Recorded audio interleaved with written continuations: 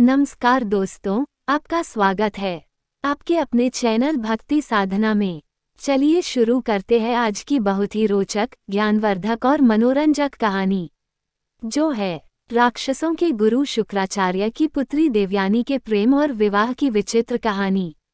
प्राचीन काल में देवताओं और राक्षसों के कई युद्ध हुए। इन युद्धों में कभी देवता जीतते और कभी राक्षस। लेकिन एक समय ऐसा आया कि राक्षसों की शक्ति तेजी से बढ़ने लगी। इसका कारण था मृत संजीवनी विद्या। राक्षसों के गुरु शुक्राचार्य को भगवान शिव के आशीर्वाद से मृत संजीवनी विद्या का ज्ञान मिल गया था। अब युद्ध में जो राक्षस मर जाते, शुक्राचार्य उन्हें फिर से जीवित कर देते। देवताओं के लिए यह बड़ी समस्या बन गई। क्या उपाय किया जाए? देवताओं के गुरु बृहस्पति भी इस विद्या से अनजान थे। देवगुरु बृहस्पति को एक उपाय सूझा। उन्होंने अपने पुत्र कच्छ से कहा कि वो जाकर गुरु शुक्राचार्य का शिष्य बन जाए और मृत संजीवनी विद्या सीखने का प्रयास करे। बृहस्पति जानते थे कि यह कार्य इतना आसान नहीं होगा। उन्होंने अपने पुत्र कच्छ से कहा कि अगर वो किसी प्रकार शुक्राचार्य की सुंदर पुत्री देवयानी को प्रभावित या आकर्षित कर लेता है तो संभवतः काम आसान हो जाएगा। कच्छ जाकर गुरु शुक्राचार्य का शिष्य बन गया। कच्छ एक तेजस्वी युवक था। देवयानी कच्छ को मन ही मन चाहने लगी, पर यह बात उसने किसी से कही नहीं। इसी बीच राक्षसों को ये बात पता चल गई कि देवताओं के गुरु का पुत्र कच्छ शुक्राचार्य से शिक्षा ले रहा है। राक्षस समझ गए कि कच्छ का उद्देश्य तो मृत संजीवनी विद्या का ज्ञान पाना है। राक्षसों ने निर्णय लिया कि कच्छ का जीवित रहना विनाशकारी हो सकता है, अतः वो चुपचाप कच्छ को मारने की योजना बनाने लगे। एक दिन राक्षसों ने कच्छ को पकड़कर उसका वध कर दिया। देवयानी ने जब ये जाना तो उसने रो रोकर पिता से कच्छ को पुनर्जीवित करने की याचना की। शुक्राचार्य देवयानी का कच्छ के प्रति प्रेम समझ गए, हारकर उन्होंने कच्छ को जीवित कर दिया। इस बात से राक्षस चिढ़ गए। उन्होंने कुछ दिन बाद पुनः कच्छ को मृत्यु के घाट उतार दिया। लेकिन शुक्राचार्य भी क्या करते, पुत्री मोह में उन्होंने पुनः कच्छ को जीवित कर दिया। अब तो राक्षस क्रोधित ही हो गए। उन्होंने सोचा जो भी हो जाए कच्छ को रास्ते से हटाना ही होगा। उन्होंने तीसरी बार कच्छ को मार डाला। इस बार राक्षसों ने चालाकी की। राक्षसों ने कच्छ को मारकर उसके शरीर को जला दिया और राख को एक पे में मिलाकर अपने गुरु शुक्राचार्य को ही पिला दिया। राक्षसों ने सोचा चलो अब तो छुट्टी हो गई कच्छ की। देवयानी ने जब कच्छ को कहीं न पाया तो वो समझ गई कि क्या हुआ होगा। देवयानी ने पुनः अपने पिता शुक्राचार्य से विनती की कि वो कच्छ का पता करें। शुक्राचार्य महान ऋषि थे। उन्होंने अपने तपोबल की शक्ति से कच्छ का आवाहन किया तो उन्हें खुद के पेट से कच्छ की आवाज आई। शुक्राचार्य दुविधा में पड़ गए। अगर वो कच्छ को जीवित करते हैं तो वो स्वयं मर जाएंगे। अतः उन्होंने कच्छ की आत्मा को मृत संजीवनी का ज्ञान दे दिया। कच्छ अपने गुरु शुक्राचार्य का पेट फाड़कर बाहर आ गया और शुक्राचार्य मर गए। कच्छ ने मृत संजीवनी विद्या का प्रयोग किया और गुरु शुक्राचार्य को जीवित कर दिया। कच्छ ने शुक्राचार्य को जीवित करके शिष्य के धर्म को निभाया, अतः शुक्राचार्य ने कच्छ को आशीर्वाद दिया। देवयानी कच्छ को देखकर अत्यंत प्रसन्न हुई और उसने कच्छ से विवाह करने की इच्छा जताई। जवाब में कच्छ ने सत्य का उद्घाटन किया और यहाँ आने का उसका उद्देश्य बताया। मृत संजीवनी विद्या का ज्ञान तो पूरा हो चुका, अब वो वापस देवलोक जा रहा है। इसके साथ ही कच्छ ने ये भी कहा कि क्योंकि वो शुक्राचार्य के पेट से निकला है, अतः शुक्राचार्य उसके पिता समान हुए। इस प्रकार देवयानी कच्छ की बहन हुई, इसलिए वो अपनी बहन से शादी कैसे कर सकता है। देवयानी को इस बात से गहरा आघात पहुंचा। क्रोध और शोक में देवयानी ने कच्छ को श्राप दिया कि वो कभी भी मृत संजीवनी विद्या का प्रयोग नहीं कर पाएगा। कच्छ इस बात से चकित रह गया। चिढ़कर उसने भी देवयानी को श्राप दिया कि वो जिस भी व्यक्ति से विवाह करेगी उसका चरित्र अच्छा नहीं होगा। कच्छ के चले जाने के बाद देवयानी व्यथित मन से जीवन व्यतीत करने लगी। एक दिन देवयानी राजकुमारी शर्मिष्ठा के साथ वन में स्नान करने गई। राजकुमारी शर्मिष्ठा असुर राजा वृषभवा की पुत्री थी। राजा वृषपवा गुरु शुक्राचार्य का बहुत सम्मान करते थे और उन्हें मुख्य सलाहकार नियुक्त किया था। इसी कारण देवयानी और शर्मिष्ठा में पहचान और दोस्ती थी। जब लड़कियां स्नान कर रही थीं तो जोर की हवा चली, जिससे नदी के बाहर रखे उनके सूखे कपड़े इधर उधर बिखरने लगे। जब देवयानी ने नदी से बाहर आकर कपड़े पहने तो गलती से उसने शर्मिष्ठा के वस्त्र पहन लिए। हवा की वजह से सब कपड़े आपस में मिल गए थे, अतः देवयानी से यह भूल हो गई। शर्मिष्ठा ने जब ये देखा कि देवयानी ने उसके वस्त्र पहन लिए तो उसने चिढ़कर कहा, राजकुमारी के कपड़े पहनने से तुम राजकुमारी नहीं बन जाओगी, तुम्हारे पिता मेरे पिता के सेवक ही हैं, तो तुम भी सेविका ही हो। देवयानी एक अति सुंदर युवती थी। राजकुमारी के वस्त्र पहनने से उसकी सुंदरता और भी बढ़ गई थी। शर्मिष्ठा भी रूपवती थी, पर उसे देवयानी से स्त्री स्वभाववश जलन हुई।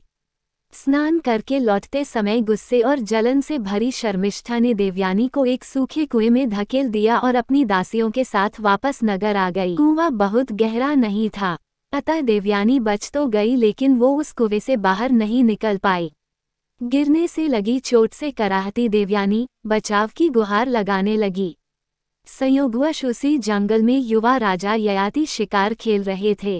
राजा ययाति महान प्रतापी राजा नहुष के पुत्र थे। जब ययाति कुएं के पास से गुजरे तो उन्होंने देवयानी की करुण पुकार सुनी। राजा ययाति ने देवयानी का हाथ पकड़कर कुएं से बाहर निकालकर उसकी प्राण रक्षा की। राजा ययाति एक सुदर्शन पुरुष थे। उनके सुंदर व्यक्तित्व से देवयानी प्रभावित होकर बोली, आपने मेरा हाथ पकड़ा ही है तो अब छोड़िए नहीं, आप मुझे पत्नी रूप में स्वीकार कीजिए। ययाति भी देवयानी के रूप यौवन पर मुग्ध थे। जब उन्हें पता चला कि देवयानी गुरु शुक्राचार्य की पुत्री है तो वो असमंजस में पड़ गए। ययाति ने देवयानी से कहा कि यद्यपि वो देवयानी से विवाह करना चाहते हैं, पर गुरु शुक्राचार्य को यह संबंध स्वीकार नहीं होगा, अतः मैं यह विवाह करने में असमर्थ हूँ।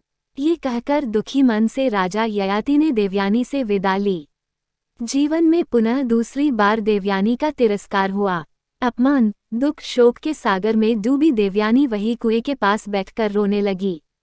उधर जब शाम ढले देवयानी जंगल से वापस नहीं आई तो शुक्राचार्य को चिंता हुई। शुक्राचार्य देवयानी को खोजने निकल पड़े। वन में जब उन्हें देवयानी मिली तो उसकी हालत देखकर उन्हें बहुत दुख हुआ। देवयानी के कपड़े गंदे, शरीर में चोट लगी और सुंदर मुख अश्रुओं में डूबा हुआ था। अपनी प्रिय पुत्री की ये दशा देखकर शुक्राचार्य बहुत दुखी हुए। उन्होंने देवयानी से पूछा कि उसकी इस दयनीय स्थिति के लिए कौन उत्तरदायी है। देवयानी ने राजकुमारी शर्मिष्ठा की बात बताई और कहा कि राजकुमारी ने मुझे एक सेवक की पुत्री कहा और मेरा अपमान किया। मैं यहाँ से तब तक नहीं हिलूंगी जब तक राजकुमारी शर्मिष्ठा मेरी दासी नहीं बन जाती। यह एक अवांछित इच्छा थी, पर गुरु शुक्राचार्य इस स्थिति में अपनी प्रिय पुत्री को ना कैसे कहते। शुक्राचार्य ने राजा वृषपवा को संदेश भेजा कि वो उनके राज्य में वापस ही नहीं लौटेंगे अगर देवयानी के इच्छानुसार राजकुमारी शर्मिष्ठा देवयानी की सेविका नहीं बनी तो। राजा वृषपवा ये बात जानते थे कि गुरु शुक्राचार्य के बिना असुरों का पतन निश्चित था। राजकुमारी शर्मिष्ठा भी यह बात जानती थी, अतः अपने वंश और राक्षस जाति के लिए उसने आखिरकार देवयानी की सेविका बनना स्वीकार कर लिया। दिन बीतने लगे। एक दिन देवयानी उसी वन में घूम रही थी कि पुनः उसकी मुलाकात राजा ययाति से हो गई। देवयानी और ययाति दोनों एक दूसरे को देखकर अत्यंत प्रसन्न हुए। इस बार देवयानी ययाति को अपने साथ लेकर पिता शुक्राचार्य के पास पहुंची और ययाति से विवाह करने की इच्छा व्यक्त की। गुरु शुक्राचार्य ने देवयानी की इच्छा स्वीकार की, पर उन्होंने ययाति के सामने शर्त रखी कि जीवन में कभी भी ययाति की वजह से देवयानी के आंख से एक भी अश्रु बहना नहीं चाहिए। ययाति ने ये शर्त सहर्ष मान ली, अतः देवयानी और ययाति का विवाह हो गया। देवयानी से विवाह के बाद राजा ययाति वापस अपने राज्य प्रतिष्ठानपुर वापस लौट गए और आनंदपूर्वक जीवन व्यतीत करने लगे। देवयानी के साथ सेविका राजकुमारी शर्मिष्ठा भी आई थी। दासी होने के बावजूद चूंकि शर्मिष्ठा एक राजकुमारी थी, अतः उसे भी रहने के लिए एक अच्छा महल दे दिया गया था। एक दिन शर्मिष्ठा अपने उद्यान में घूम रही थी। कि उसका सामना उधर से गुजरते राजा ययाति से हो गया। कच्छ के श्राप का असर कहें, या शर्मिष्ठा की सुंदरता, या विधि का खेल। राजा ययाति शर्मिष्ठा की सुंदरता पर मोहित हो गए। शर्मिष्ठा भी ययाति की ओर आकर्षित थी। शर्मिष्ठा ने ययाति से विनती की कि वो उसकी भावनाओं का सम्मान करते हुए उससे विवाह कर लें। इच्छा तो ययाति की भी थी, पर वो ये जानते थे कि देवयानी को पता चला तो बहुत क्रोधित होगी। देवयानी को कष्ट हुआ तो गुरु शुक्राचार्य का रोष ययाति पर टूटेगा। शर्मिष्ठा ययाति से कहती है, राजधर्म के अनुसार यह बात जरा भी अनुचित नहीं कि एक राजा एक राजकुमारी से विवाह कर ले, अगर दोनों के मन में एक ही भाव हो तो। हम दोनों के मन में एक ही भावना है, इसलिए हमें निसंकोच विवाह कर लेना चाहिए। आखिरकार ययाति शर्मिष्ठा की बातों से निरुत्तर हो गए और दोनों ने गुपचुप गंधर्व विवाह कर लिया।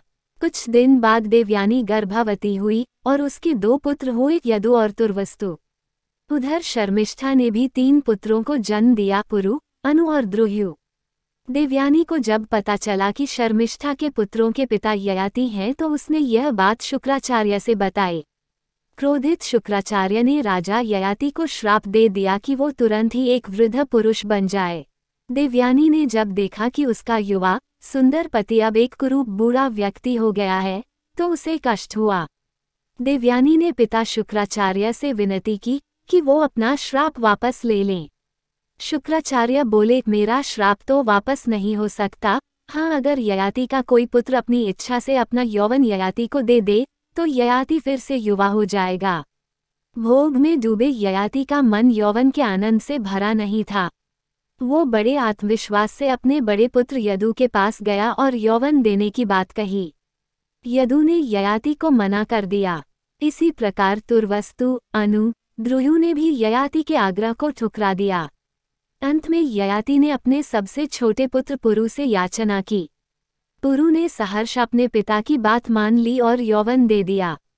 उसी पल ययाति पुनः युवा बन गए और पुरु एक वृद्ध व्यक्ति बन गया। ययाति ने आनंदपूर्वक 100 साल तक यौवन का उपभोग किया। 100 वर्ष पूरे होने के बाद भी ययाति ने जब अपने को असंतुष्ट पाया तो वह सोच में पड़ गया। उसे समझ आया कि इच्छाओं का कोई अंत नहीं है, लाख मन की कर लो मगर फिर कोई नई इच्छा पैदा हो जाती है। ऐसे कामनाओं के पीछे भागना व्यर्थ है। अतः ययाति ने अपने पुत्र पुरु के पास वापस जाकर उसे उसका यौवन वापस करने की सोची। जब पुरु को अपने पिता ययाति की इच्छा पता चली तो उसने कहा, अपने पिता के आज्ञा का पालन तो मेरा कर्तव्य था। आप अगर चाहें तो कुछ समय और आनंद भोग करें, मुझे कोई कष्ट नहीं है। ययाति ने जब ये बात सुनी तो उन्हें बहुत ग्लानि हुई। ययाति पुरु की उदारता से बहुत प्रभावित हुए और सबसे छोटा होने के बावजूद उन्होंने पुरु को अपना उत्तराधिकारी घोषित कर दिया। ययाति ने पुरु को उसका यौवन वापस लौटा दिया। पुनः वृद्ध रूप में आकर ययाति देवयानी और शर्मिष्ठा के साथ राज्य छोड़कर वानप्रस्थ हो गए। आगे चलकर राजा ययाति के 5 पुत्रों ने 5 महानतम वंश का निर्माण किया।